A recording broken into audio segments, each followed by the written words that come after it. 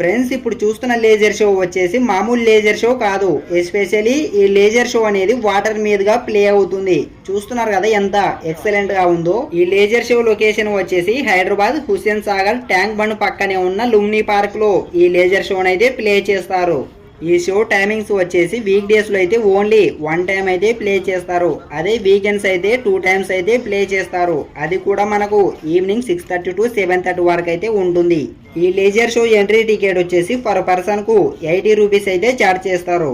ఈ లుమ్ని పార్క్ వస్తే మనం చాలా రకాల గేమ్స్ అయితే ఎంజాయ్ చేయవచ్చు.